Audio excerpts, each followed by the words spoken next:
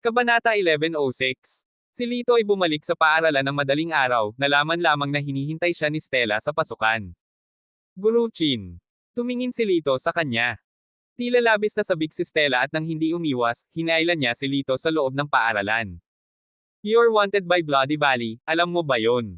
Seryoso ang ekspresyon ni Stella. Tumanggo si Lito, "Alam ko, ano ang problema?" Ang mga pinuno ng paaralan ay nasa isang pulong, nagpapasya kung paprotektahan ka o hindi.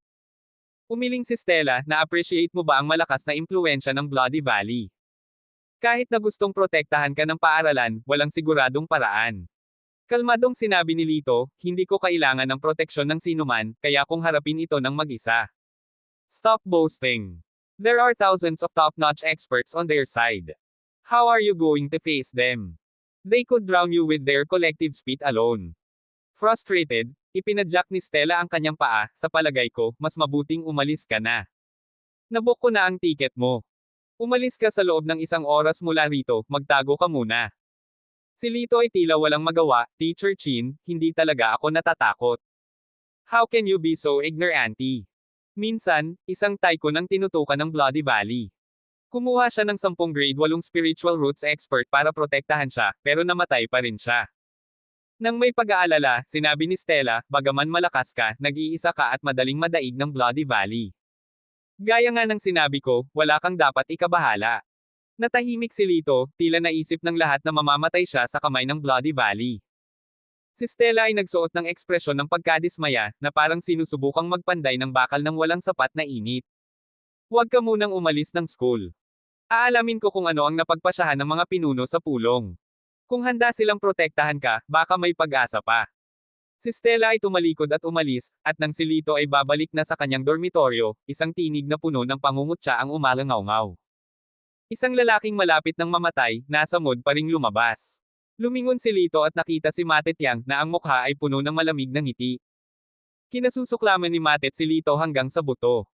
Ang kanyang huling pagtatangka na maling akusahan siya ng hindi nararapat ay bumagsak at dinala siya sa istasyon ng pulisya, na naging sanhi ng pagkawala ng mukha niya sa kanyang pamilya. Siya ay nanumpa na maghayganti kay Lito, ngunit hindi makahanap ng paraan. Nang marinig niya na ang Bloody Valley ay naglabas ng warrant para kay Lito, halos matuwa siya. Ang unang bagay na ginawa niya sa sandaling bumalik siya sa kanyang katinoan ay ang pagbuhos ng panunuya kay Lito. Kasama ni Matet Yang si Bert Zhao, na pampublikong binugbog ni Lito sa panahon ng kaganapan sa pagpaparehistro. Lito, naglakas loob kang hiyain ako sa publiko dahil lang sa medyo may talino ka. Ito ang iyong karma. Tumingin si Bert kay Lito na may malungkot na tingin. Sa pagtingin sa dalawang ito na masayang nagsasaya sa kanyang kasawian, si Lito ay hindi nagalit, bagkus ay naramdaman niyang nakatingin siya sa dalawang clown. Ang walang malasakit na tingin ni Lito ay nagpalala kay Bert, galit siyang sumagot, huwag kang kumilos ng napakataas at makapangyarihan. Kapag dumating ang mga tao mula sa Bloody Valley, mamamatay ka sa isang kahabag-habag na kamatayan. He crossed his arms. When that time comes, I'll make sure to enjoy the show. Walang pakialam si Lito sa dalawang clown. Aalis na sana siya, huminto ang isa pang lockery car. Lumabas si Feliciano Gao sa kotse, puno ng kabalintunaan at pang-aalipusta ang kanyang mukha, talagang naglakas loob kang ipakita ang iyong mukha, talagang matapang. Bahagyang sinabi ni Lito, kung hindi ako lalabas, paano ko masasaksihan ang walang katapusang clown show? Nagdilim ang mukha ni Feliciano Gao, nagngangalit ang kanyang mga ngipin at sinabing, gaano ka man kahusay magsalita, wala ka ng maraming araw na natitira. Huwag kang mag-alala, kapag namatay ka, magsusunog ako ng dagdag na handog para sa iyo. Mas mabuting itago mo ito para sa iyong sarili. Walang galit sa mukha ni Lito, walang pakialam siyang lumayo. Sumimangot si Matet at sinabing, bakit hindi man lang nag-aalala si Lito, mayroon ba talaga siyang paraan para talunin ang Blood Valley? Galit na sinabi ni Bert, paano ito posible? Ano ang Blood Valley? Kahit na may bounty hunt order ang pinakamayamang tao, tiyak na mamamatay siya. Hindi pa banggitin si Lito, isang ordinaryong tao, ay isa lamang langgam sa harap ng Blood Valley. Ngumisi si Feliciano Gao, maaaring may tiwala si Lito, ngunit sa harap ng napakalaking Blood Valley, ano ang maasahan niya? Sa sandaling bumalik si Lito sa kanyang dormitoryo, nakatanggap siya ng tawag mula kay Nilo Yao. Lito, ang tungkol sa Blood Valley, totoo ba ito o mali? Hinahanap ka ba talaga nila? Bahagyang sumagot si Lito, oo. O mahal kong gayon. Napabuntong hininga si Nilo Yao, alam kong may bahagi ang aking anak na si Jasmine sa pananakit mo sa Blood Valley, makatitiyak ka, kahit kailangan kong isakripisyo ang aking buhay, tutulungan kita. Tumawa si Lito, pinahahalagahan ko ang iyong kabaitan, at itatago ko ito sa aking puso, ngunit hindi ito kailangan. Bata ka pa, at hindi mo naiintindihan ang mga kakilakilabot sa Blood Valley. Walang magawang sinabi ni Nilo Yao, habang nagtataglay ka ng mahusay na talento, ang kabilang partido ay may libu-libong eksperto, paano ka mananalo? Sa pag-iisip nito, sinabi ni Nilo Yao, hindi ko natatalakayin pa ito. Hahanap ako ng tulong ngayon. Hindi na nagsalita pa si Lito. Pagkatapos ng lahat, hindi kailanman maniniwala sa kanya si Nilo Yao. Nang gabing iyon, dumating si Lito sa palaruan ng paaralan. Naka-crossleg siya sa lupa, nakikinig sa mahinang yabag sa malapit. Ang mga yabag ay kasing liwanag ng ulan ng nyebe, na nagpapakita ng malakas na kakayahan ng taong papalapit. Dahan-dahang iminulat ni Lito ang kanyang mga mata at nakita ang bagong dating, isang bahagyang ngiti ang sumilay sa gilid ng kanyang bibig. Pagkatapos ay tumayo siya, bahagyang sinabi sa figure, matagal na. Pinagmasdan ng tao si Lito, ang mga mata ay puno ng luha, nanginginig ang katawan ng marahas na parang nalulula sa emosyon. Ang individual ay payat at may mga mata na maliwanag na parang mga bituin, ngunit mayroon lamang isang braso. Ito ay si Carlito, isa sa mga matatanda mula sa Dragon Gate Men, na kilala rin bilang One-Armed Wonder. Boss Lito. Lumuhad si Carlito kasabay ng isang kalabog, malakas na yumuko sa lupa. Dali-dali siyang tinulungan ni Lito, at sinabing, hindi na kailangan ng ganoong formal na pagbati. Pagangat ng kanyang ulo, ang matatag na si Carlito ay may mga luhang umaagos sa kanyang mukha habang siya ay nanginginig, Boss Lito, saan ka napunta nitong nakaraang 7 taon? Binaligtad ni Dragon Gate Men ang mundo sa paghahanap sa iyo. Lahat sila nagsabi na ikaw. Ikaw. Nawala noong cataclysm. Pero hindi ako naniwala sa kanila, isa kang dakilang bayani, walang pwedeng mangyari sa iyo. Nagsalita si Carlito sa pamamagitan ng kanyang paghikbi, talaga, alam kong babalik ka.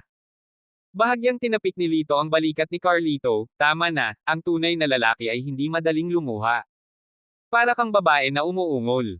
Mabilis na pinunasan ang kanyang mga luha, tumugon si Carlito, tama. Master Argel, hindi ka ba nagulat na makita ako? Si Carlito na nagtatakang tanong. Si Lito, na may walang pakialam na tono, ay sumagot, Blood Valley ay ipinakilala ang aking pangalan sa lahat ng dako, syempre makakarating ito sa iyong mga tainga. Inamin ni Carlito, Master Argel, ikaw ay matalino. Ang Blood Valley ay may katapangan na banta ka. Ang Dragon Long Gate ay kumalat na sa buong mundo ngayon. Minsan naisip kong isama ang Blood Valley, ngunit tila napakahirap. Hindi ko inaasahan na sila mismo ang gagawa ng hakbang sa pagkakataong ito, kaya hindi ko kailangang maging magalang. Punong-puno ng pamatay na hangarin ang mukha ni Carlito. Kasunod nito, tumingin siya kay Lito, nagpapakita ng isang mainit na ngiti, Master Argel, maraming taon na ang nakalipas mula nang mag-cross ang landas natin. Gusto ko na makipag-spar sa iyo at ipasuri mo ang aking pag-unlad. Mahinahong sumagot si Lito, sige. Sa sandaling bumagsak ang mga salita, tumigas ang mukha ni Carlito, nagpakawala ng isang pag-atake tulad ng isang arrow na natanggal mula sa isang bowstring. Mabilis na umiwas si Lito. Pinahihit ni Carlito ang kanyang katawan, bumunot ng maliwanag, nababaluktot na espada mula sa kanyang manggas, at inatake si Lito na parang ahas. Umiwas si Lito sa pamamagitan ng pagsandal, habang sabay-sabay na nagsagawa ng sidekick, na tinamaan si Carlito sa baywang. Napabalikwa si Carlito, ipinakita ang isang magalang na ekspresyon, 7 taon na, Master Argel, mas kahanga-hanga ka kaysa dati. May banayad ng ngiti, nagkomento si Lito, hey, hindi pa tapos. Pagkatapos, bigla siyang kumilos, nahuli si Carlito na hindi nakabantay. Eto. Hindi tama ang pagkakaposisyon ng balikat mo. Masyado kang mabagal, may kahinaan ka sa footwork mo. Nalampasan mo ang isang pagkakataon para sa isang pag-atake, tandaan ito sa susunod na pagkakataon. Pagkatapos ng isang round ng sparring, si Carlito ay basang-basa sa pawis. Dahil sa pagsusumikap, yumuko siya ng 90 degrees kay Lito, Master Argel, mas mabisa ang iyong patnubay kaysa sa 3 taon kong hard practice. Salamat, Master Argel. Kinawian ni Lito ang kanyang kamay, tama na iyan para ngayong gabi, maaari ka nang umalis. Oo, Master Argel. Yumuko muli si Carlito, pagkatapos ay parang may naalala, inilabas niya ang isang gintong badge, Master Argel, kunin mo ito. Sa Dragon Long Gate, ang badge na ito ay kumakatawan sa pinakamataas na awtoridad at maaaring gamitin kahit saan. Sa pagtanggap ng badge mula kay Carlito, pinanood siya ni Lito na umalis. Kinabukasan, lalong naging malala ang sitwasyon. Ipinaalam ni Boy Eto daw kay Lito na ang lahat ng mga pumapatay ng Scarlet Valley mula sa buong bansa ay nagtatagpo sa Yunjong City. Sa tansya ko, wala pang 3 araw, lahat ng mga pumatay ay naririto, sa puntong iyon ay napakahirap kontrolin ang sitwasyon. Muling nagpayo si Boy Eto daw, na may takip na pag-iingat. Hindi siya pinansin ni Lito. Sakto nang ibababa na niya ang telepono, dumating ang isa sa mga nasasakupan ni Boy Eto daw upang magulat, na tila nakatagpo ng problema. Anong mali? Tanong ni Lito. Bamantong hininga ang tauhan ni Boy Eto daw, lumabas ang mga kasama ko para magsaya at hindi sinasadyang nakipag-away sa iba. Nakulong siya, at natatakot ako na hindi ko siya matutulungan. Bakit kaya? Mayroon bang sino man sa Yunjong City na nang-ahas na hindi kaigalang? Walang pakialam na tugon ni Lito. Umiling ang tauhan ni Boy Eto daw, ang kabilang partido ay hindi isang ordinaryong tao. Sila ay kabilang sa isang malaking sekta. Maaring ako ang mamuno sa Yunjong City, ngunit hindi ko kayang guluhin sila. Tumawa si Lito, aling sekta? Narinig mo na ba ang tungkol sa Lito Dragon Long Sect? Tumigil sandali ang tauhan ni Boy Eto daw, na para bang may natuklasan siya. Ang sekta na ito ay may katulad na pangalan sa iyo na Lito ay Dragon. Hindi inaasahan ni Lito ang ganoong pagkakataon at tumawa, ano ang partikular na nangyari. Ang taong ito ay isa sa tauhan ni Boy Eto daw, kaya hindi nag-isip si Lito na tumulong sa isang bagay na nasa kanyang kakayahan. Mukhang dahil sa isang maliit na hindi pagkakasundo. Lumaki ang alitan, at kalaunan ay pinigil nila ang aking tao. Bamantong hininga ang tauhan ni Boy Eto daw, ang Dragon Long Sect ay mabilis na lumalago sa nakalipas na ilang taon, at ang mga disipulo nito ay naging mas mayabang. Sinasamantala lang nila ang reputasyon ng sekta para pigilan ang mga tao kung gusto nila. Malamig na tumawa si Lito. Babalik ka agad ang lalaki mo. Master Argel, hindi mo na ako kailangang aliwin. Sa tingin ko, hindi na natin maibabalik ang aming tao sa pagkakataong ito, nangyari na ito noon pa, napabuntong hininga ang tauhan ni Boy Eto daw. Nang hindi na nagsalita pa, tinanong ni Lito ang eksaktong address at siya mismo ang pumunta doon. Makalipas ang kalahating oras, nakatayo si Lito sa harap ng isang club sa Lockery District. Nang malapit na siya sa gate, may hamarang sa kanya, sino ka? Walang pakialam na sinabi ni Lito, ito ang teritoryo ng Dragon Long Gate, hindi ba? Tumango ang lalaki, tinatasan ng kanyang tingin si Lito, sino ang hinahanap mo? Nakulong mo ang ilan sa tauhan ni Boy Eto daw. Nandito ako para kunin siya. Mahinahong sabi ni Lito. Hey! Siguradong may lakas ng loob ang tauhan ni Boy Eto daw. Naglakas loob siyang hilingin ang kanyang mga tauhan mula sa Dragon Long Gate. Tawang punong-puno ng kayabangan, nagpatuloy ang lalaki, we haven't gone into his lair, that's already giving him face. Nang matapos siyang magsalita, sinipa siya ni Lito at pinalipad siya. Kabanata 1107. Bumagsak ang lalaki sa sahig, agad na sumigaw ng tulong. Sa loob ng ilang sandali, mahigit 100 ng tao ang nagmamadaling bumaba mula sa gusali, na nakapalibot kay Lito. Who are you to dare cause trouble at the Dragon's Gate? Do you have a death wish? Ang nangunguna sa grupo ay isang mabagsik na lalaki na nakasuot ng itim. Si Lito ay walang pakialam, sumagot, may tanong lang ako, katanggap-tanggap ba sa moral ang pagdetine mo sa tauhan ni Master Boy Eto daw?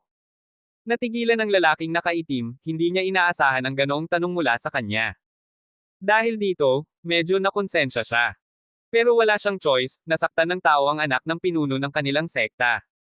Ang kanilang mga nasasakupan ay maaari lamang sumunod sa mga utos. Sa reaksyon ng lalaki, alam ni Lito na may higit pa sa bagay na iyon. Kaibigan, ipinapayo ko sa iyo na huwag makialam sa mga gawain ng iba. Kahit na sino ang dumating, hindi ito magkakaroon ng kaunting pagkakaiba. Umalis ka na, aniya, umiling-iling na may panghihinayang na tingin. Bahagyang ngumiti si Lito, kung gusto mong umalis ako, pakawalan mo ang lalaki. Kuya mo, huwag kang mag-aksaya ng oras sa kanya, bigyan mo lang siya ng magandang bogbog at itaboy.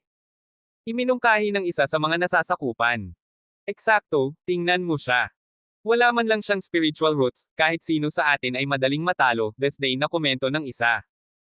Umiling siningot mo, paano tayo, bilang mga magsasaka, mambubuli ng mga ordinaryong tao. Sinulyapan niya si Lito at sinabing, maaari kang umalis. Hindi mo siya maaaring isama, sumuko ka na lang. Tumingin si Lito kay Ningot ng may interes. Sa sandaling iyon, biglang huminto ang isang magagawa sasakyan sa labas ng clubhouse, na muntik nang makabangga ng isang pedestrian. Gayunpaman, walang pakialam ang may-ari ng sasakyan. Bumaba ng sasakyan ang isang binata na may maangas na ekspresyon, nakasuot ng sunglasses at modernong damit. Ang lalaking ito ay anak ng pinuno ng Fenmen, isa sa mga pangunahing tauhan sa labanang ito, si Afeng Lo. Nang makita si Afeng, bahagyang nagbago ang ekspresyon ni Ningot. Nag-aalala, sinulyapan niya si Lito at Bamulong, kung gusto mong manatiling buhay, itikom mo lang ang iyong bibig. Nasaan ang batang iyon? Mabilis na pumasok si Afeng nang hindi tumitingin sa sinuman. Sumagot si Ningot, nasa itaas siya. Nanunuya si Afeng, naglakas loob na agawin ang aking babae, tingnan natin kung paano ko siya pahihirapan. Una, babal-iin ko ang kanyang mga binti, pagkatapos ay i-disable ko ang kanyang martial arts. Hindi ako naniniwalang may mga babaeng handang sumunod sa kanya. Saglit na nag-alinlangan si Ningot at maingat na sinabi, Young Master Lo, kung gagawin mo ito, walang alinlangan na sasaktan mo ang underworld. Pagmamayabang ni Afeng, ang aking ama ang pinuno ng Dragon Longmen, ano ang halaga ng underworld? Maglakas loob ba silang labanan tayo? Sa tingin ko lang ay hindi kailangan na magdulot ng hindi kinakailangang problema para sa mga bagay na ito, paliwanag ni Ningot. Sampal. Itinaas ni Afeng ang kanyang kamay at sinampal si Ningot mo, sino ka sa palagay mo para sermonan ako? Walang galang ka. Isang malinaw na marka ng sampal ang lumitaw sa mukha ni Ningot. Maliwanag na nagngangalit siya sa galit, ngunit ang kabilang partido ay anak ng pinuno ng sekta, kaya hindi niya maipakita ang kanyang galit. Ibaba mo yang batang yan. Umupo si Afeng sa sofa.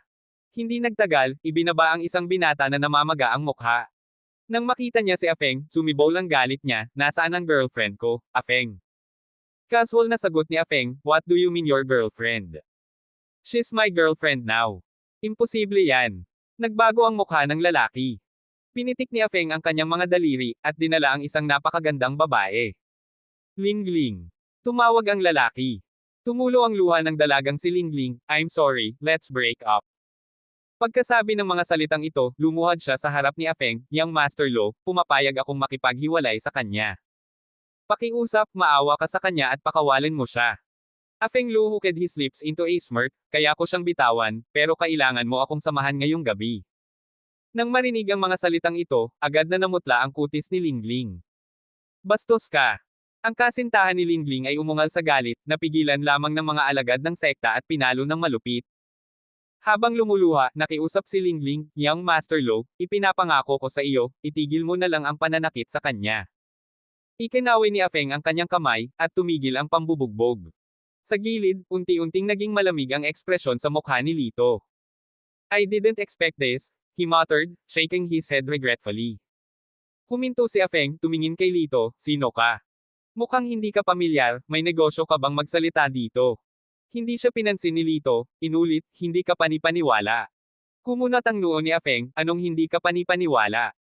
Tumingin si Lito kay Afeng, at Nishan, ang Dragon Long Sect ay kilala sa pagiging matuwid nito, ngunit hindi ko akalaing manggagaling doon ang isang hamak na tulad mo. Anong karapatan mo para disiplinahin ako? Nagalit si Afeng, walang nang ahas na insultuhan siya ng ganito. Nakapagtataka, sinipa ni Lito si Afeng, natamba siya sa sahig. Hindi lang kita dinidisiplina, bubugbugin din kita. Malamig na tiningnan ni Lito si Afeng. Ang espiritual na kapangyarihan ni Afeng ay mahirap, ikaapat na baitang lamang, na nakuha niya sa tulong ng kanyang ama. Wala na siyang kalaban-laban, at sumigaw siya sa mga tao sa paligid, lahat ba kayong mga walang muwang? Bakit hindi niyo siya sinaktan? Naikuyom ni Ningot ang kanyang mga kamao ngunit hindi gumagalaw. Pinalibutan ng ilang alipor si Lito, ngunit sa ilang mga suntok, lahat sila ay natamba niya sa sahig. Pumunta si Lito sa sopa, umupo, at casual na tumingin kay Afeng na naka-cross legs. Si Afeng ay nagngangalit ang kanyang mga ngipin sa galit, anak, hinahanap mo ang kamatayan sa pamamagitan ng pag-arte ng mayabang sa aking lupain. Maghintay hanggang makarating dito ang aking ama, hindi mo man lang malalaman kung paano ka namatay. Ngumiti si Lito, perfect, gusto ko siyang makilala. Sa gilid, bumantong hininga si Ningot sa loob. Si Afeng, ang master ng bahay, ay isang 8th grade spiritual root practitioner, ngunit ang batang ito ay walang espiritual na ugat. Maaaring trahedya ang kinalabasan. Nagulat si Afeng nang makitang hindi natakot si Lito, at agad na tumawag sa telepono. Si Renato Lu, nang marinig na binugbog ang kanyang nag-iisang anak na lalaki, ay labis na nagalit na halos lumalabas ang usok mula sa kanyang 7 butas. Agad niyang dinala ang mga tao para sumugod. Gusto kong makita kung sino ang maglalakas loob na ay bully ang anak ko sa teritoryo ng Dragon Long Gate. Makalipas ang kalahating oras, pumasok si Renato sa club kasama ang kanyang mga tao. Dad, siya iyon. Itinuro ni Afeng si Lito. Tumingin si Renato kay Lito, ang kanyang mapanlinlang na mga mata ay bahagyang damilat, at pagkatapos ay ngumisi, anong biro, kailan ba nang ahas ang isang walang kwentang tao na walang ugat na espiritual na pukawin ang aking Dragon Long Gate? Mahinahong sumagot si Lito, hindi ako naririto para manggulo, narito ako para mga tuwiran. Oh! Sarcastic na kinagat ni Renato ang gilid ng kanyang bibig. Itinuro ni Lito ang mag-asawa, ninanakaw ng anak mo ang kasintahan ng lalaking ito at gusto pa niyang pilayin siya. Bilang isang matuwid na gang, ang Dragon Long Gate ay hindi dapat kumilos ng ganito, tama ba? Natigilan si Renato, hindi niya inasahan na ang batang ito ay napakahusay sa harap ng panganib. Alam na alam niya ang ugali ng kanyang anak, na ganap na may kakayahang magsagawa ng ganoong bagay. Gayunpaman, si Renato, na nagkaroon ng isang anak na lalaki sa kanyang mga huling taon, ay labis na pinahahalagahan ang anak na ito, at palagi siyang pinalayaw. Ito ay isang panloob na usapin ng aking Draconic Sect. Ikaw, bilang isang tagalabas, ay walang karapatang makialam. Nagkunwaring seryoso si Renato. Hey, kung umaasa sa pagkakakilanlan ng Draconic Sect, gawin mo ang gusto mo, sa tingin ko ang Draconic Sect ay dapat na magsara ng tuluyan. Napuno ng panunuya ang mukha ni Lito. Kabastusan. Nanlaki ang mga mata ni Renato. Namutla din si Ningot, hindi inaasahan na ang binata na ito ay hindi napigilan sa kanyang mga salita. Noong una, sinadya ni Master Lu na huwag mag-abala, ngunit pagkatapos ng komentong ito, tiyak na hindi niya siya papakawalan ng madali. Young man, mukhang hindi mo alam, ang pag-insulto sa Draconic Sect dito ay isang capital offense. Malamig na sabi ni Renato, puno ng pagbabanta ang kanyang mga mata. Si Lito, na casual na nakaupo habang naka-cross legs, ay tamad na nagsabi, ganun ba? Paano kung sabihin kong, ako ang nagtatag ng Draconic Sect? Ano? Nang marinig ito, nataranta ang lahat. Pagkatapos, nang maproseso na nila ang kanyang mga salita, lahat sila ay humagalpak sa tawa. Anak, natutulog ka ba na nagsasalita o ano? Ikaw ang nagtatag ng Draconic Sect. Baka angkinan ko na ako ang naghiwalay sa langit at lupa. Holy crap, is this guy an idiot? He dares to brag about this. Halatang hindi naniwala si Renato sa kanya. Naisip pa niyang hindi gumagana ng tama ang isip ni Lito. Mapaglarong sinabi niya, mukhang nagsisisi akong bulag, hindi nakilala ang tagapagtatag ng ating sekta. Humihingi ako ng tawad, Sect Master. Humalaklak siya, patuloy na nagbibiro, hindi ko inaasahan na ang pinuno ng aking Dragon Long Gate ay talagang isang walang kwentang tao na walang kahit isang espiritual na ugat. Maaari ba akong magtanong, paano mo na itatag ang Dragon Long Gate? Ito ba ay may bibig na maaaring magyabang? Matapos ang mga salitang ito, muling nagtawanan ang lahat. Sa mga taong ito, si Ningot lamang ang hindi tumawa. Dahil ngayon lang niya nakitang kumikilos si Lito. Ang isang taong walang espiritual na ugat, na nagtataglay ng ganoong bilis, ay talagang hindi karaniwan. Gayunpaman, hindi rin siya naniniwala na si Lito ang pinuno ng Dragon Long Gate. Sinasabing ang pinuno ni Dragon Long Gate ay isang martial artist na walang kapantay sa mundo, ngunit nawala siya sa sakuna 7 taon na ang nakararaan. Marami ang nagsabing namatay na siya, kung hindi, bakit ang tagal niyang hindi nagpakita? Narinig ni Ningot ang tungkol sa mga ginawa ng pinuno, palaging tinitingnan siya bilang isang idolo at bayani sa kanyang isip, at madalas na bumantong hininga para sa kanya. Walang pakialam si Lito sa pangungutya ng mga tao at mahinahong sinabi, Renato Lu, di ba? Gaano ka nakatagal sa posisyon ng pinuno ng gate? Buong pagmamalaking sinabi ni Renato, 4 na taon. Tumanggaw si Lito, kung matagal ka nang naging pinuno ng gate, tiyak na may disenteng impresyon sa iyo si Carlito. Natigilan si Renato, kilala niya talaga si Carlito. Nagpatuloy si Lito, maaari kitang bigyan ng pagkakataon. Humingi ng tawad ang iyong anak ng maayos at siguraduhing iwasan na niyang gumawa ng masama mula ngayon. Kung magagawa mo ang 2 puntong ito, maaari kang magpatuloy bilang pinuno ng gate. Nang marinig iyon, tumawa si Renato, humihingi kami ng tawad, nananaginip ka talaga.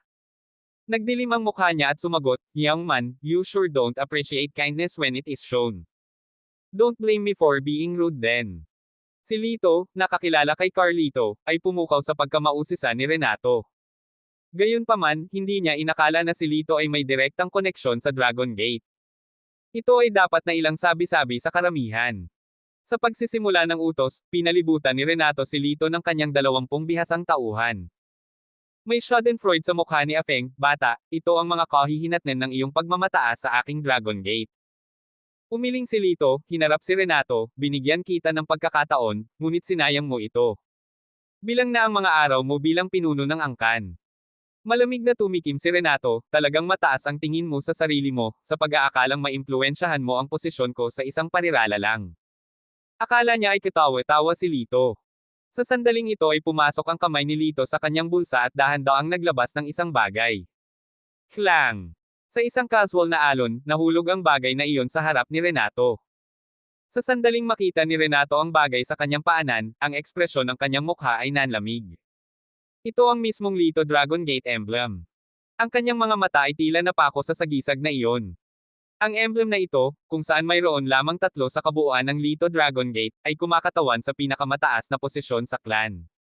Ang pagkakaroon ng sagisag ay ang pagiging pinuno. Kabanata 1108. Kahit na si Renato Lo ay naging pinuno ng sekta sa loob ng 4 na taon, hindi pa niya nakita ang badge na ito. Hindi banggitin ang mga taong tulad ni Ningot mo. Lumungkot ang mukha ni Renato. Nanginginig ang mga labi niya, nakatingin kay Lito, saan? Saan nanggaling ang badge mo? Hindi ka galing sa Dragon Long Sect, saan nanggaling ang badge? Parang nahuli niya ang nag-iisang straw na nagel iligtas buhay, natitiyak ni Renato na ang badge ay may kahinahinalang pinagmulan. Kahit na ang iba ay hindi malinaw sa kung ano ang nangyari, sa pagtingin sa reaksyon ni Renato, tila ito ay isang seryosong bagay, at walang sinuman ang nang-ahas na magsalita. Walang pakialam na sinabi ni Lito, nasabi ko na noon, ako ang pinuno ng sekta ng Dragon Long. Kakaiba ba na mayroon akong badge? Imposible.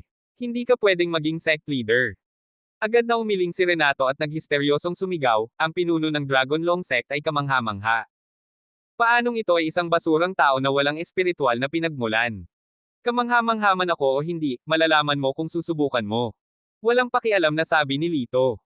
Sige. Napatayo si Renato, nanunuya, ito ang sinabi mo. Kung hindi kita sinasadyang mapatay, ikaw ang may kasalanan. Nang bumigkas ang boses niya, naglaho siya ng palad. Sa isang ugong, isang alon ng enerhiya ang lumabas, na naging sanhi ng paulit-ulit na pag-urong ng mga nakapaligid sa kanya.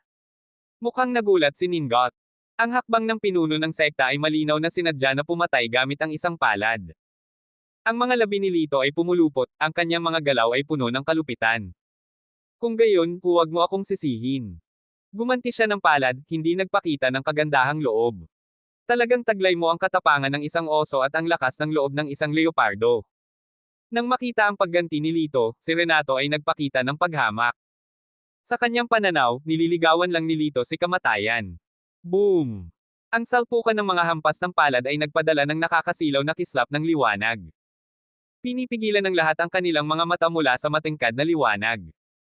Napabuntong hininga si Ningot, mukhang malapit ng mamatay ang binatang ito.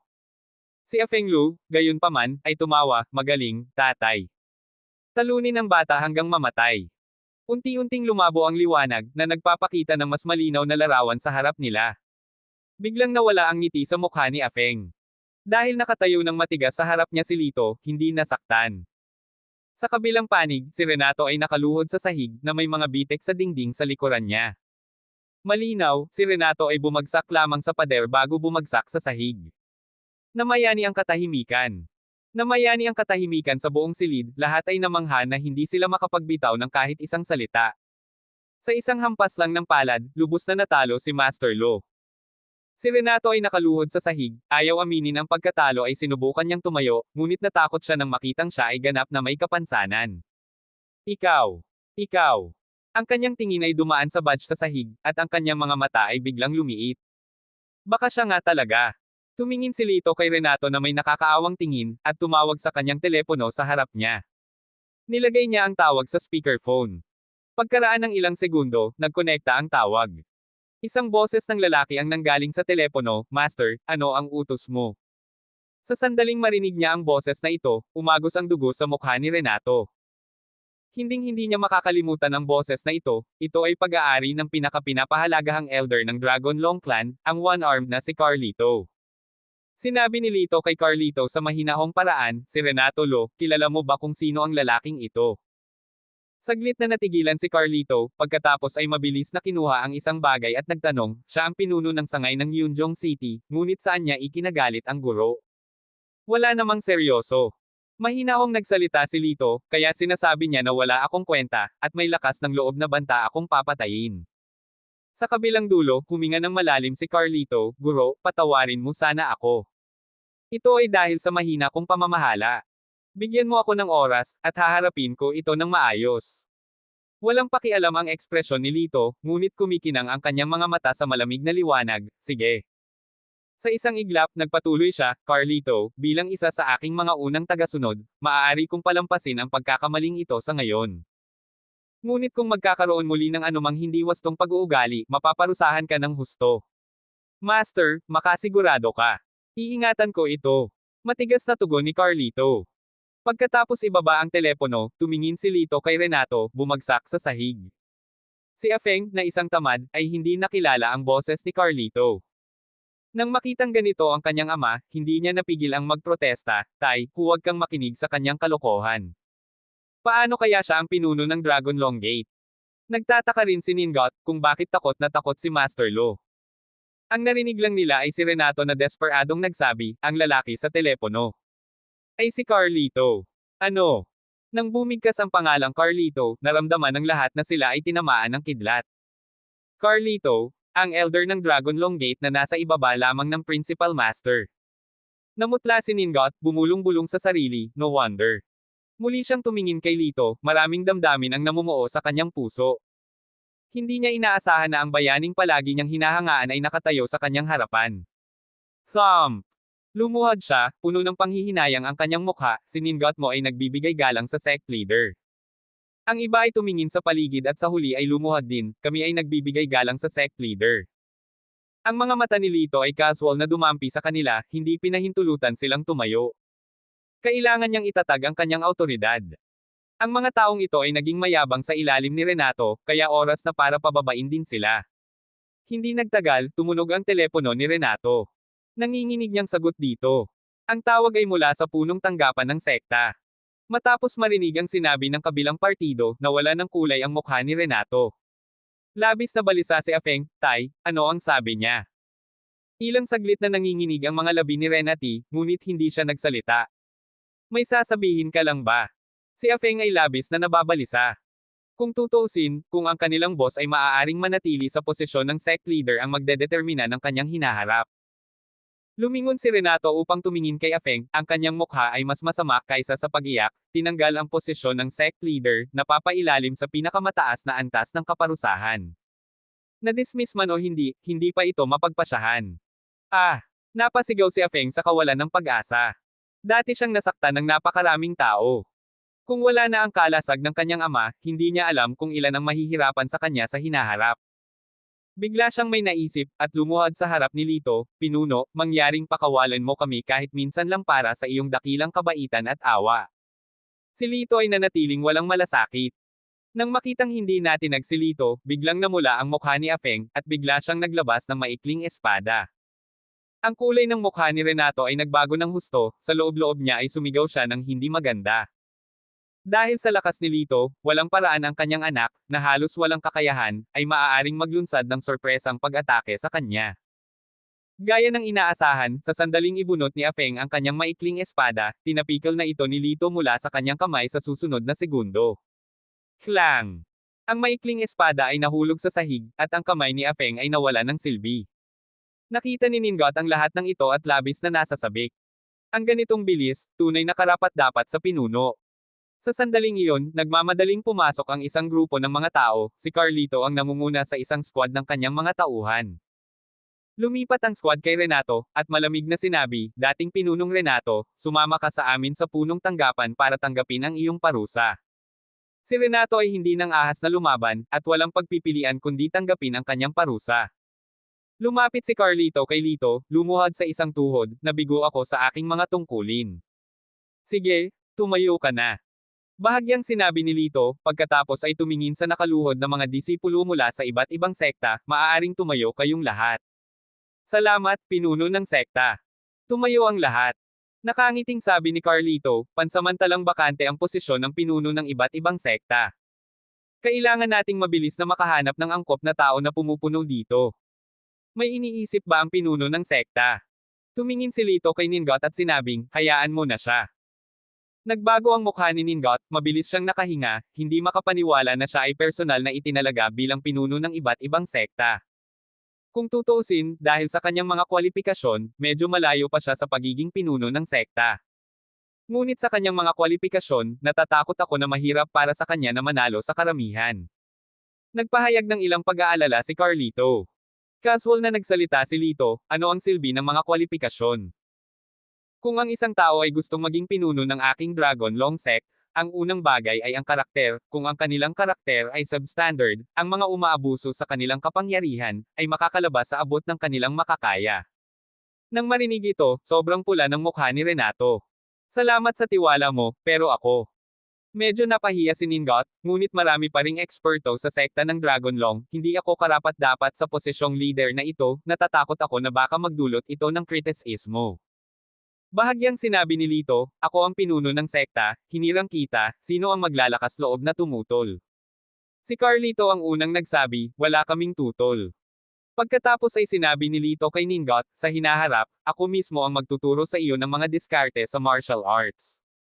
Nagsikip ang mga mata ni Ningot, agad siyang lumuhod, at itinaas ang kanyang mga kamao bilang pagpupugay, salamat, pinuno ng sekta. Ang iba ay nagpakita ng matinding inggit. Pagkatapos, lumapit si Lito sa lalaki at babae. Lumuhad ang lalaki sa Baikotaw, salamat sa pagligtas sa akin at kay Lingling. Sinabi ni Lito, hindi na kailangang magpasalamat sa akin, ngunit dapat mong ilibing sa iyong tiyan ang lahat ng narinig mo ngayon. Huwag kang magpahayag ng salita sa sinuman. Bagamat malinaw ang kanyang tono, puno ng awtoridad ang kanyang mga kilay at mata, na nagpaparamdam sa mga tao ng labis na pagkaapi. Naaalala namin, hindi kami magsasalita. Napayuko ulit ang lalaki. Pagkatapos, inutusan ni Lito ang mga tao ng Dragon Longmen na ibalik sila sa Underworld. Blood Valley. Si Hanemo, sa isang pulang masikip na damit, ay nakatayo sa tabi ng bintana, iniikot ang isang letigo sa kanyang kamay, ang kanyang mukha ay malamig. Miss, mayroon ng 3,000 tao ang natipon sa Yunjong City, at isa pang 2,000 tao ang maaaring dumating sa loob ng 3 araw. Sabi ng isang matandang may puting buhok at masungit na mukha. Bahagyang kumukot ang mapupulang labi ni Hanemo, mabuti, pagkatapos ng 3 araw, kukunin ko ang ulo ni Lito upang gunitain ang aking sinumpaang kapatid. Hinaplos ng matanda ang kanyang balbas, sa lahat ng 5,000 tao, kahit ang pinakamataas na master ay hindi natin maaaring maging kalaban. Kahit natapakan natin siya isa-isa, wala siyang malilibingan. Nagbigay ba ng pahayag ang mga puwersa sa Yunjong City? Malamig na tanong ni Hana, ayokong may pumipigil sa akin doon. Kung may manggahas na tumayo sa tabi niya, papatayin ko ang buong pamilya niya sa Blood Valley. Sinabi ng matanda, karamihan sa mga tao ay hindi nang ahas na makialam, iilan lamang ang malabo, tulad ng martial artist na si Nilo Yao, at ang Daozi Gate ng Underworld, ay tila may magandang relasyon kay Lito. Hey, okay? Tandaan mo ang mga taong ito. Pagkatapos nating patayin si Lito, aayusin natin ang score sa bawat isa sa kanila. Nasira ang magandang mukha ni Hana dahil sa puot. May isa pa, at hindi ako sigurado kung dapat kong sabihin ito. Nag-alinlangan ang matanda. Magsalita ka. Utos ni Hana. Hinanap ng matandang lalaki ang mga tamang salita, ang misteryosong pinuno ng Dragon Long Door na nawala sa loob ng 7 taon. Sabi nga, siya ay muling lumitaw, at nakakapagtaka, siya ay nasa Yunjong City. Anong coincidence? Ang mga mata ni Hana ay kumikislap, ang kanyang mapupulang labi ay pumulupot sa isang ngiti na puno ng kasiyahan, narinig ko na ang pinunong ito ay bata pa ngunit napakalakas. Palagi niyang pinupukaw ang aking pagkamausisa. Idinagdag ng matandang lalaki, napakalaki ng momentum ng Dragon Long Door kamakailan. Lumukso na sila sa pinakamataas na ranggo. Hindi dapat maliitin ang kanilang lakas. Nag-aalala ako kung makikialam sila sa bagay na ito. Napabuntong hininga si Hana, ano ang dapat ipag-alala? Kung gusto nilang makialam sa ating mga usapin, kailangan ko lang sunduin ang kanilang pinuno, at susundin niya ako ng walang kondisyon. Ang kanyang mukha ay likas na kaakit-akit at may kumpiyansa, kung gusto kong manligaw, walang taong makakawala sa aking pagkakahawak. Kabanata 1109. Pagkalipas ng 2 araw, nakatayo si Lito sa tabi ng bintanang mula sahig hanggang kisame sa opisina ni Biblin, na tinatanaw ang mataong trapiko pababa ng hagdan. Sa likod niya, nakatingin sa kanya si Biblin. Pagkatapos mag-alinlangan sandali, sinabi niya, batay sa katalinuhan, lahat ng 5,000 killer ng Bloody Valley ay natipon sa mga suburb ng Yunjong City. Ang target lang nila ay... Habang nagsasalita siya, tumingin siya kay Lito ng may pag-aalala. Tumingin si Lito sa malayo na may walang pakialam na ekspresyon. Isang mahinang ngiti ang sumilay sa gilid ng kanyang bibig. Ang lungsod ng Yunjong ay maaaring mukhang mapayapa at kalmado, ngunit sino ang makakaalam ng paghihirap na dinaranas ng bawat pamilya sa ilalim ng tila tahimik na ibabaw. Sa oras na iyon, bumukas ang pinto ng opisina. Pumasok si Nilo Yao. Siya ay tila nababalisa. Nang hindi ibinaling ang kanyang ulo, nagsalita si Lito, na para bang may mga mata sa kanyang likuran, magsalita ng malinaw kung mayroon kang sasabihin. Sa malalim na boses, sinabi ni Nilo Yao, nakatanggap lang ng balita, 2/3 ng mga puwersa sa Yunjong City ay mananatiling katahimikan at pipiliin na manatiling neutral. At paano naman ang pangatlo? Tanong ni Lito, sa hiwalay na tono. Napabuntong hininga, tumugon si Nilo, pinili nilang suportahan ang Bloody Valley. Anong mga basura? Sumunod sa likuran, nagmura si Jasmine, sa tingin nila ay mas makapangyarihan ang Bloody Valley. Makikinabang sila ngayon sa kanila para sa mga benepisyo sa hinaharap. Hindi ba tayo, ang mundo sa ilalim ng lupa, ay itinuturing na isang puwersa? Sa sandaling ito, pumasok si Boy Eto daw, ang kanyang buong katawan ay umaamoy ng dugo, kinatawan ko ang mundo sa ilalim ng lupa, at lagi tayong tatayo sa likod ni Master Argel. Bahagyang nagbago ang mukha ni Nilo, bilang isang matikas, isang huwaran ng martial righteousness, ito ang kanyang unang pagkakataon na nakipag-alyansa sa underworld. Si Boy Eto daw, na nagngatngat ng sigarilyo sa pagitan ng kanyang mga ngipin, ay sumulyap kay Nilo Yao, at tumawa, kilalang Master Yao, hindi ko akalain na magkakaroon ako ng karangalan na makipaglaban sa tabi mo balang araw. Tumigil sandali si Nilo Yao, nakipagkamay sa kanya, narinig ko na rin ang iyong reputasyon. With that, pareho silang humagalpak sa tawanan. Sa puntong ito, nakatanggap si Biblin ng isang tawag sa telepono, ang kanyang mukha ay umasim sa mensaheng ipinarating. Si Dolfo Liu mula sa pamilyang Liu ay sinasabing dinala ang kanyang anak sa ibang bansa para magbakasyon, malupit niyang iniulat. She fumed, malinaw na iniiwasan nila ang komprontasyon. Si Lito, gayunpaman, ay hindi nagpakita ng mga palatandaan ng galit, isang banayad ng ngiti ang sumayaw sa gilid ng kanyang bibig, ang pamilyang Liu, tatandaan ko.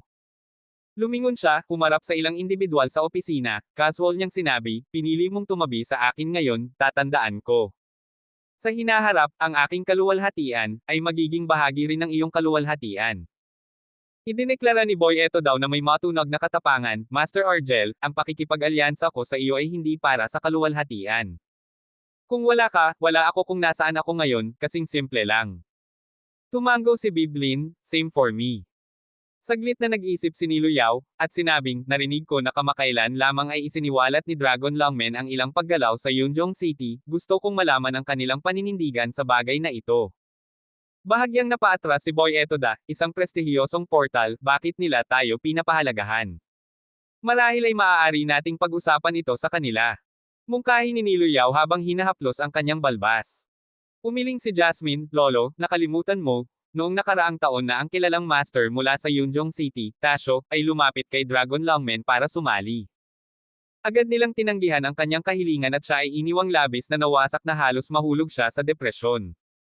Napabuntong hininga si Nilo Yao, totoo, ang gayong engranding sekta ay malamang na hindi mag-abala sa mga ganoong bagay. Ang pagtatanong ay malamang na walang saysay. Tumingin si Biblin kay Lito, nakaramdam ng kakaibang sensasyon. Si Lito, Lito Dragon Longgate, ang kanilang mga pangalan ay nagbahagi ng isang karakter. Maaari bang magkaroon ng koneksyon? Pero umiling agad siya. Baka nagkataon lang. Kung si Lito ay nauugnay sa Lito Dragon Longgate, bakit hindi kumilos ang Dragon Longgate? Sa kapangyarihan ng Dragon Longgate, hindi pa banggitin ang pagdurog sa Bloody Valley, sapat na ito upang mabigla ang masama at madugong sekta. Ang maalamat na sect master ng Dragon Longgate ay sinasabing nawala sa loob ng 7 taon. Ang engranding pakikipagsapalaran na nakamit niya ng mag-isa 7 taon na ang nakakaraan ay tunay na kahanga-hanga, puno ng paghanga si Nilo Yao pagdating sa sect master ng Dragon Longgate. Kung makakabalik ang Sectmaster na iyon, at kung makakatagpo siya ng matandang ito ng isang beses, ito ang magiging malaking kapalaran sa buhay ko, malungkot na napabuntong hininga si Nilo Yao. Sinabi ni Boy eto daw, tama, gusto ko rin siyang makilala, ngunit maaaring wala siyang pakialam sa akin. Habang nagsasalita ay napakamot siya ng ulo na tila nahihiya. Sa gilid, hinawakan ni Lito ang kanyang ilong, nakitang medyo nakakatuwa ang sitwasyon. Kung alam ng mga lalaking ito na nakatayo sa harapan nila ang Sectmaster ng Lito Dragon Longgate, iniisip niya kung ano ang magiging reaksyon nila. Sa sandaling ito, pumasok ang isa sa mga subordinate ni Boy Eto Dao, isang marangal na titulo, Amang Dao III, at may ibinulong sa kanya. Pagkatapos ay bumaling si Boy Eto Dao kay Lito at sinabing, isang mensahe ang dumating mula sa Blood Valley na nagsasabing gusto nilang magkita sa mga suburb sa hating gabi ngayong gabi. Tinanong nila kung maglakas loob kang pumunta. Kung hindi, ang lalaki ay tila hindi naglakas loob na magpatuloy. Tumaas ang isang kilay ni Lito, kung hindi ako pupunta, ano? Ibinaba ni Boy Eto Dao ang kanyang ulo, kung gayon.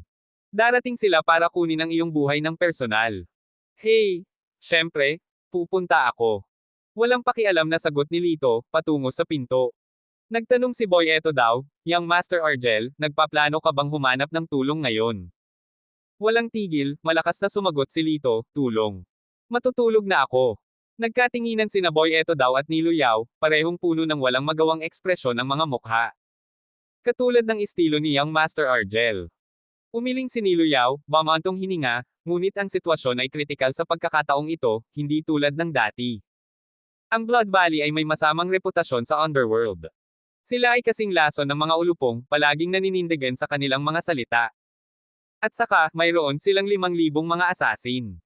Kahit natawagan ko ang lahat ng aking mga tauhan, hindi ito magiging sapat upang palakihin sila ng talukap ng mata. Labis na nag-alala si Boy Eto Dao, Young Master Argel. Masyado siyang pabaya sa pagkakataong ito. Mahigpit na kinuyam ni Biblin ang kanyang mga kamay, kahit ano paman, kailangan nating harapin ito ni Lito. Parehong sina Mr. Dao at Nilo Yao ay tumango. Nang lumabas si Lito mula sa opisina ni Biblin, nabangga niya ang isang mabangong babae. Miss Chin, ano ang nagdala sa iyo dito? Medyo nagulat si Lito. Ang taong nakatayo sa harapan niya ay walang iba kundi si Stella Chin. Si Stella, na medyo nahihiya, ay naglakas loob na magsalita, hindi sasaktan ng paaralan ang Blood Valley para protektahan ka, ngunit tatayo ako sa tabi mo. Ang kanyang mukha ay puno ng determinasyon, at ang kanyang magagandang mata ay kumikinang sa hindi natitinag na determinasyon. Medyo naantig si Lito, at bahagyang nagbiro, Miss Chin, hindi mo na ako hinahamak. Paano mo pa nasasabi ang ganyang bagay? Medyo nahihiya si Stella, sa totoo lang, naging bias ako sa iyo noon, ngunit pagkatapos kitang makilala ng husto sa panahong ito, napagtanto kong mali ako. Hindi ko inaasahan na aaminin ni Miss Chin ang kanyang kasalanan. Napakabihirang. Pinagaan ni Lito ang mood, tinutokso siya ng nakangiti. Namumula ang mukha, kinurot ni Stella ang braso bilang tugon, huwag mo akong kutsain. Namula ang mukha ni Lito sa sakit, ngunit hindi niya mapigilan ang ngiti sa kanyang mukha. Pagkaraan ng ilang sandali, time niyang sinabi, anuman, salamat. Habang naging seryoso si Lito, pinigilan ni Stella ang kanyang ekspresyon, mataimtim na tumango bilang ganti. May tiwala ka ba sa gabing ito? Medyo nag-aalala pa rin ang tono ni Stella, narinig kong nagpadala ng 5,000 asasin ang Blood Valley. Hindi ako kinakabahan. Sumagot si Lito, na may katahimikan. Alam ni Stella na palaging tinutupad ni Lito ang kanyang mga salita, kaya tuwang-tuwa siyang sinabi, kaya may mga plano ka ba? Umiling si Lito, at sinabi ng totoo, wala. Ano ang plano mong gawin ngayong gabi? Si Stella ay medyo nawala ng pag-asa. Tumawa si Lito at bumalik sa kanyang karaniwang mapagparangyang kilos, chill. Pagkatapos sabihin iyon, nilampasan niya si Stella at pumunta sa lounge. Astig. Kumunat ang noo ni Stella, iniisip pa rin kung ano ang ibig sabihin ng chill.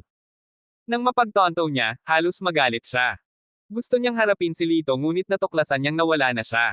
Yung bastos. Nagmamaktol si Stella. Sino ka? Sa sandaling iyon, lumabas si Biblin, nakita niya ang mapaglarong eksena sa pagitan ni Stella at Lito, at agad na nakaramdam ng hindi komportable.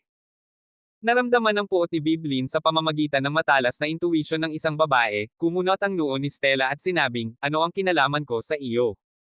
Tinitigan ni Biblin si Stella, ano, hindi siya masamang tingnan. Ngumuso siya, kanina lang kita nakitang tumatawa kasama si Lito, close ba kayo? Tumawa si Stella, well, medyo pamilyar, kami ay nagpalipas ng gabing magkasama. Ano? Halos lumibot ang magandang mukha ni Biblin, ikaw. Imposible. Hinding-hindi magpapalipas ng gabi si Lito kasama ka, ang dami kong alam na malinaw. Alam mo bang malinaw? Marahil ay wala kang apil sa kanya, kaya naman hindi siya interesadong magpalipas ng gabi kasama ka. Tinakpin ni Stella ang kanyang bibig gamit ang isang kamay, tumawa ng mahina. Hey! Ano ba ang sanggit mo dyan? Kilala ko siya simula 7 taon na ang nakakaraan. Itinaas ni Biblin ang kanyang ulo, sinadyang itulak ang kanyang dibdib pasulong, at saka, ipinagkatiwala niya ang lahat ng kanyang mga ari-arian sa aking pamamahala. Nang marinig ito, bahagyang nagbago ang ekspresyon ni Stella. Para sa isang lalaki na ipagkatiwala ang lahat ng kanyang mga ari-arian sa isang babae upang pamahalaan, nangangahulugan ito na tiyak na pinagkakatiwalaan niya ito. Tama ba? Kung ganoon, ikaw lang ang kasosyo niya sa negosyo, ano ang dapat ipagmalaki? Pagkasabi nito, pinahit ni Stella ang kanyang ilong sa hangin, tumalikod, at umalis, hinihimas ang kanyang slim waist. Galit na ipinadyak ni Biblin ang kanyang paa, Lito, masipag kong pinangangasiwaan ang kanyang mga ari-arian, at nandoon siya sa philandering. Sa isang tabi, sina Boy Eto daw at Nilo Yao ay nagpalitan ng tingin sa isa't isa. Parehong nagsuot ng parehong ekspresyon, ang mga babae ay maaaring maging lubhang nakakatakot kapag sila ay nagseselos. Kapag nagising si Lito, siya na ang magdurusa, hindi napigilan ni Boy Eto daw na tumawa. Hinatak ni Jasmine Yao ang manggas ni Nilo Yao, bang ulong, lolo, natutuwa akong hindi ko hinabol si Lito. Hindi ko kakayanin ang gayong larangan ng digmaan. Ang pagiging nakababatang kapatid niya ay sapat na. Kulang ka talaga sa ambisyon. Pinanangkitin ni Nilo ang kanyang apo. Sa gabi, nagising si Lito mula sa pagkakatulog upang matagpuan ang lahat na naghahapunan. Sumenya si Boy Eto daw, na nagsasabing, Young Master Argel, may makakain. Mahirap ang laban natin ngayong gabi. Tamad na nag-inat si Lito at tumanggo sa kanyang pagsang-ayon. Sina Biblin at Stella ay nakaupo sa magkabilang dulo ng mesa, bawat isa ay maganda, na gumagawa para sa isang partikular na kasiya siyang tanawin. Ngunit napakunot ang noo ni Lito, nakaramdam ng kakaiba sa kapaligiran. Gayunpaman, hindi niya ito masyadong pinag-isipan at basta na lang umupo sa tabi ni Biblin. Bakit dito ka nakaupo? Hindi ka ba nag-aalala na magalit ang iyong guro? Binigyan ni Biblin si Lito ng isang ngiti, bagaman ito ay parang punyal na nakatago sa loob ng mga rosas. Si Layo. Bakit naman ako magagalit? Hindi ako maliit at makitid ang pag-iisip tulad ng ilang babae. Sumimsim si Stella ng juice ng may kagandahang loob. Anong nangyayari? Nang maramdaman ang tensyonado na kapaligiran, si Lito ay tumingin kay Boy Eto daw. Itinuro ni Boy Eto daw ang isang ulam na may suka sa mesa. Binaliktad ito ni Lito at naunawaan ang kahulugan. Ngunit pagkatapos ay natarante na naman siya. Nagseselos ba ang dalawang babaeng ito dahil sa kanya? Seryoso. Ngunit totoo na minsan ang mga babae ay mahilig sa kompetisyon. Maaaring hindi nila gusto ang isang tao, ngunit ipaglalaban nila siya para lamang sa isang tagumpay. Sa pag-iisip na ito, bumantong hininga si Lito. Ang kanyang buhay ay hindi kapani-pani walang matigas. Bakit kailangan niyang maging target? Tumawa siya at hinarap si Biblin, Bib, huwag kang magkamali. Teacher ko lang siya. Faf, wala pa akong nakitang estudyante na nag-overnight sa teacher niya. Tinitigan siya ng masama ni Biblin. Kabanata 11:10. Nagpalipis ng gabi. Tumingin si Lito kay Stella, gulat na ibinalita niya ito. Ngunit ito ay isang hindi pagkakaunawaan. Hindi ito ang tila. Ang paglagi kay Stella ay nangangahulugan na siya ay natutulog sa sahig, habang siya ay humiga sa kama. Hindi yan ang iniisip mo. Depensa niya. Ibinagsak ni Biblin ang kanyang mangkok sa mesa, hindi ba kayo nagsama-sama? Sumagot si Lito, nag-overnight kami, pero. That settled then, no need for explanations. Since close na kayong dalawa, why don't you sit with her instead? Aren't you worried she'll get mad if you stay here with me? Lumakas ang init ng ulo ni Biblin nang magsalita siya. Sa kabila ng alam niyang kaibigan lang niya si Lito at walang karapatang magselos, ang pag-iisip lang na magpapalipas siya ng gabi kasama si Stella ay nagalit sa kanya. With this, she stood up and stormed off. Hoy! Nang makitang hindi niya ito mapigilan, lumapit si Lito kay Stella, Teacher Chin, pwede mo bang ipaliwanag sa kanya? Napakunot noo si Stella, ano ang dapat ipaliwanag? 7 taon na kayong magkakilala, hindi ba sapat iyon para sa ilang tiwala? And I gotta say, didn't realize your female friends are quite many. I underestimated you. I'm sure hindi mo kakailanganin ang tulong ko ngayong gabi. Maaring humingi din ng tulong sa malalapit mong kaibigan na babae. Pagkatapos ng kanyang rant, tinulak ni Stella si Lito, pagkatapos ay tumayo at naglakad palayo. Si Lito ay nakaramdam ng labis na pagkabalisa. Sa bisperas ng isang malaking labanan, mayroon pa rin silang mood na mag-away. Anong uri ng pag-iisip ito? Sinulyapan niya si Boy eto daw at ang iba pa na tahimik na kumakain, at walang imek, hindi ka man lang tumulong, pinapanood lang akong pinapagalitan. Tumawa si Boy eto daw at sinabing, kapag umungal ang tigre sa galit, nakakatakot. Kung magsalita ako, baka mawala ang buhay ko. Bahagyang umubo si Nilo Yao, Lito, hayaan mo akong bigyan ka ng ilang payo bilang isang batikang lalaki. Kapag ang isang babae ay galit na galit, huwag pasiglahin ang apoy. Walang magawa si Lito, ano ang maaari kong gawin kung gayon? Napaka-absurd ng kanilang pag-uugali. Pagkalipas ng ilang araw kapag medyo lumamig na sila, bilhan sila ng regalo para mapayapa sila, matalinong mungkahi ni Nilo Yao. Si Jasmine Yao, na tinakpan ang kanyang bibig upang itago ang kanyang pagtawa, ay nagsabi, sa katunayan, mas matanda ang luya, mas maanghang. Si Lolo ay lubos na pinahirapan ni Lola sa nakaraan. Binanggit ang kanyang matandang kapareha, si Nilo Yao ay umiling sa kanyang ulo, ang kanyang mukha ay nagmumula sa kaligayahan. Habang nag-aalala si Lito, biglang sumigaw ang isang babae mula sa malayo. Agad itong nakilala ni Lito bilang boses ni Biblin. Nagsalubong ang kilay niya at sumigaw, hindi. Bigla siyang tumayo at tumakbo palabas. Si Boy eto daw at Nilo Yao ay medyo mabagal sa pag-react, ngunit mabilis silang sumunod. Nagmamadaling tinungo ni Lito ang hagdanan, nakita lamang si Stella na nakikipaglaban sa isang lalaking nakasuot ng itim. Si Biblin ay nahuli na ng isa pang nakaitim na figure, ang kanyang mga mata ay nakapikit na parang nawala ng malay. Sa isang iglap, umakyat ang dugo ni Lito, tumindi ang kanyang galit. Bitawan mo siya. Isang galit na dagindong ang nagmula kay Lito, na naging dahilan upang ang buong gusali ay tila nanginginig. Nakilala ang pagdating ng reinforcement, ang dalawang nakaitim na individual ay mabilis na umatras, kinaladkad si Biblin palabas ng bintana kasama nila. Kasabay nito, si Stella, din, ay nasugatan at nawala ng malay, tinulungang makatakas sa bintana ng figurang nakaitim na damit. Kung pinahahalagahan mo ang iyong buhay, nasa labas ka ng hating gabi, Lito. Naghihintay sa iyo ang Blood Valley. Kung hindi ka magpapakita, ang dalawang babaeng ito ay makakatagpo ng isang malagim na wakas. Isang matalim at nakakatakot na tawa ang umalangaw-ngaw sa hangin. Sa puntong ito, nasaksihan din ni Knife Master na si Boy eto daw at ng grandfather apo na duo ni Nilo Yao, na humabol sa kanila, ang eksenang ito.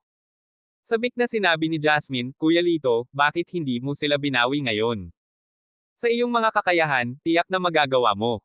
Ipinaliwanag ni Nilo Yao, siguro pinag-iisipan ni kapatid na Lito ang dalawang babaeng iyon.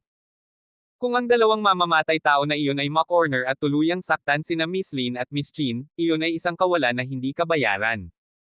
Tumango si Knife Master Boy eto daw, eksakto, at least hindi nila sila sasaktan kahit nahuli na nila sila. Noon lang napansin ni Jasmine na hindi nagsasalita si Lito sa buong oras na ito. May bahid ng pag-aalala, lumapit siya kay Lito, mahinang nagsalita, Kuya Lito. Gusto niyang magsabi pa, ngunit nang makita ang malamig at mabagsik na tingin sa mukha ni Lito, natakot siya at bigla niyang natagpuan ang kanyang sarili na hindi makapagsalita. Matandang daw, matandang yaw. Malamig na utos ni Lito, pumunta kaagad sa suburb. Ang pagkilos ng pagkidnap sa isang tao sa ilalim ng kanyang relo ay katulad ng isang sampal sa kanyang mukha. Nagdulot ito ng matinding galit sa loob ni Lito na ang mga mata ay kumikinang sa galit. Ang matinding galit na ito ay nagdulot ng malaking halaga ng presyon. Nagpalitan ng mga tingin ang matandang daw at yaw, na parehong nagpapakita ng pagtataka. Sa sobrang tagal ng pagkakakilala nila kay Lito, hindi pa nila siya nakitang ganito kagalit. Sa sandaling iyon, kumislap ang figure ni Lito, na wala sa bintana. Hinaplos ni Nilo Yao ang kanyang balbas, pinaikit ang kanyang mga mata at sinabing, mukhang kapana-panabik ang gabing ito. Ipaubaya natin ito sa tadhana. Mabuhay kasama si Master Argel, mamatay kasama si Master Argel, sulit ito. Matapang na ipinahayag ng matandang daw. Sa hating gabi, mayroong isang malawak, walang laman na bukid sa mga suburb. Ang ligaw na field na dapat ay madilim ay naiilawan tulad ng liwanag ng araw ng maraming headlight ng sasakyan. 5,000 matataas na antas na mamamatay tao, na nakasuot ng itim at malungkot na mukha, ay sabay-sabay na tumayo. Nakaharap sa kanila sina Old Man Dao, Nilo Yao at Jasmine Yao. Ang ganoong eksena, na may matinding kaibahan ng lakas, ay kahit papaano ay nakakatawang pagmasdan. Ganyan ka ba kaawa-awa? Isang kaakit-akit at mapanuksong boses ang umalangaw-ngaw sa paligid. Isang hubog na figure ang lumabas mula sa backlight ng isang kotse, humakbang pasulong na may mapang-akit na mga hakbang na catwalk. Sa bawat pagindayog ng kanyang mga paa, matikas na sumasayaw sa hangin ang hiwa-hiwalay na palda na suot niya. Unti-unting naaninag ang magandang mukha ni Hanamo, ang mapupulan niyang labi ay may mapanuksong ngiti. 3 lang sa kanila ang nagpakita laban sa 5,000 nangungunang assassin natin, paano nila tayo balak labanan, o yung lalaking iyon. Tumawa ng malakas si Hana, nagbalak na magtago na parang pagong. Si Boy Eto daw, na nagtataglay ng sigla at walang pigil na espirito, ay hindi na nakatiis at sumigaw, "Damn it! Stop your insulting sa katarayan. Kahit kaming 3 ay kayang makipaglaban sa iyo ng 5,000. Hana Moskov, overestimating yourselves. Kung sabik na sabik kang mamatay, then I'm happy to oblige." She beckoned sa kanyang daliri at commanded, tumawag ng 10 lalaki, lumaban. Sa kanyang utos, agad na tumalon ang 10 assassin, nakatayo sa harap ni Boy Eto daw. Nilo Yao, he told Jasmine Yao, "Girl, you stay back." Pagkasabi noon, tumango siya kay Boy Eto daw, at umaban. Parehong mga eksperto sa militar, at pagkatapos ng matinding labanan, 10 mamamatay tao ang nahulog sa lupa. Kayong mga taga Bloody Valley ay wala. Si Boy Eto daw, na pinupunasan ng dugo sa kanyang mukha, ay nginisyan. Huwag kang magmadali, marami tayong lalaki dito. Napangisi si Hanamo at sinabing, magpadala ng 20 pa. Sa isang iglap, 20 tao ang lumitaw sa harap ni na Master Dao at Nilo Yao. Isa pang round ng bloodbath ang naganap. Sina Master Dao at Nilo Yao ay muling pumatay ng 20 tao sa pamamagitan ng kanilang sariling mga kamay. Pagkatapos ay sumunod ang isa pang round, 30 tao sa pagkakataong ito. Ang mga sunod-sunod na round ng patayan ay nagpatuloy ng 10 round hanggang 500 mga assassin ang nakahandusay na sa lupa. Parehong nababalot ng dugo sina Master Dao at Nilo Yao, hindi matukoy ang kanilang sariling dugo mula sa dugo ng mga assassin. Ang 2 sa kanila ay determinado, ngunit sila ay pisikal na pagod sa sukdulan. Si Jasmine Yao, na nakakuyom ang kanyang kamao, ay nagsabi, "Lolo, hayaan mo akong tulungan ka." Namutla ang mukha niya, medyo nanginginig ang labi. Bagamat natatakot, buong tapang pa rin siyang humakbang pasulong. Ninatngat ni Master Dao ang kanyang mga ngipin, kailangan ko ba talagang mamatay dito ngayon? Hindi ko ito tatanggapin. Puno ng determinasyon ang mga mata ni Nilo Yao, ituloy mo na, kaya ko pa ring pumatay. Humph! Still acting tough. You two are a pretty loyal pair. That boy with the last name Lito has playing the coward all along. Why should you have to risk your lives for him? Napasandal si Hana sa kotse, nanginginig ang katawan, malamig na tumatawa habang nanunuya. Ang katapangan ni Master Argel ay isang bagay na hindi mo mauunawaan bilang isang masamang babae, tumahimik ka. Galit na sigaw ni Master Dao. Stubborn. Ngumisi si Hana, kung ganoon, baka mamatay ka na rin. Ikinumpas niya ang kanyang kamay, 200 men, attack. Sabay na nagbago ang mga mukha ni na Boy Eto Dao at Nilo Yao. Naabot na nila ang kanilang limitasyon, at ang pagdaragdag ng isa pang 200 ay maaaring madurage lamang sila. Sa kritikal na sandali na ito, biglang, tila may nagbago. Matandang Yao, ano ang nangyayari? Si Boy Eto daw ay naguguluhan na tumingin sa paligid. Napansin din ni Hana na may sira. Hindi niya mailagay ang isang daliri dito, ngunit may hindi tama. Ang mga kasanayan sa pagmamasid ni Nilo Yao ay matalas. Ipinikit niya ang kanyang mga mata, at parang may napagtanto, huminga siya ng malalim. Ang hangin. Wala na. Pagkatapos lamang ng udyok ni Nilo Yao ay napagtanto ng lahat, ang banayad na hangin na kanina ay umiikot sa paligid, ay biglang tumigil. Maging ang mga ingay mula sa mga insekto at ibon ay nawala na. Tila nabalot ng katahimikan ang buong mundo. Kumunat ang noo ni Hana at maingat na tumingin sa paligid, sino ang andyan na naglalaro? Magpakita ka. Bago mawala ang mga salita, isang anino ang lumitaw sa kanyang likuran, at sa sumunod na segundo, mahigpit na hinawakan ang leeg ni Hana. Ang eksenang ito ay nagpatulala sa lahat. Sa ilalim ng maingat na tingin ng lahat, si Lito ay dumiretso kay Hana sa gitna ng pagkubkob ng 4,500 pinakamataas na antas na mga assassin. Hawak ang leeg ni Hana, tumalon si Lito sa isang kotse. Bitawan mo ang batang miss. Nagbabanta ang mga assassin. Sa totoo lang, kung maglakas loob kang lapitan siya, sa tingin mo makakatakas ka. Nanginginig pa rin si Hana sa pagkabigla, hindi maalala kung paano siya nilapitan ni Lito o nakontrol siya. Ito ay masyadong mabilis, hindi maarok kaya, ito ay sadyang hindi tao. Lito, kung manggahas kang saktan ng isang buhok sa aking ulo, ang mga taong ito ay pupunitin ka. Kinakabahang banta sa kanya ni Hana, at, iyong dalawang babaeng iyon, mukhang maganda ang relasyon nila sa iyo, di ba? Kahit na para sa buhay nila, hindi mo ako pwedeng saktan. Nang marinig iyon, biglang nanlamig ang mukha ni Lito. Mismo? Akala mo talaga napakatalino mo, malamig niyang sabi. Kung hindi babanggitin sina Biblin at Stella Chin, he could still keep his cool, but the moment they were brought up, Lito Wei a feminine ordinal indicator temper flared up. Sa tingin mo ba ang libu-libong tao na ito ay nagbabanta sa akin? Ngumisi si Lito, pagkatapos ay biglang tinadyakan ang kanyang paa. Boom!